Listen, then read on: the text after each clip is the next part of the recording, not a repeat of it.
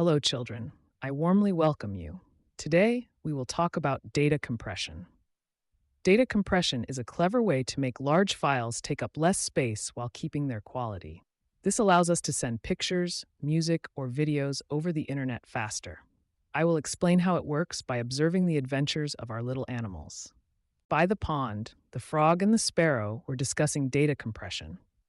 The frog thought that to make files smaller, you had to squeeze them tightly with your little hands, like a pumped up ball. The sparrow, on the other hand, was convinced that you had to cut the files into tiny pieces and then stick them back together. I explained to them that data compression is not about squeezing or cutting, but about cleverly reducing information so that its meaning is not lost, and the file takes up less space. On the flower meadow, the rat and the kitten were talking about how compression helps them in their daily tasks. The rat shared how he had a long list of all the places where he hid his nuts for the winter. Thanks to compression, he managed to reduce the size of the list, making it easier to store in his little hideout.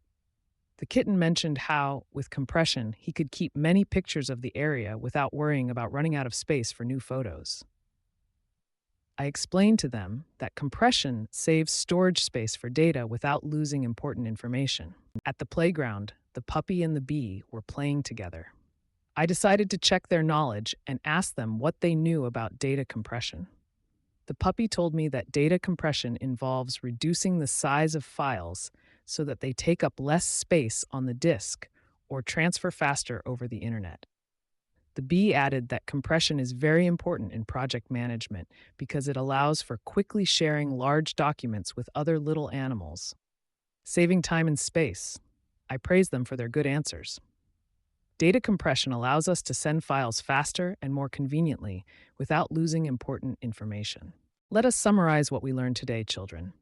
Data compression is a method of reducing file sizes, making them take up less space and transfer faster.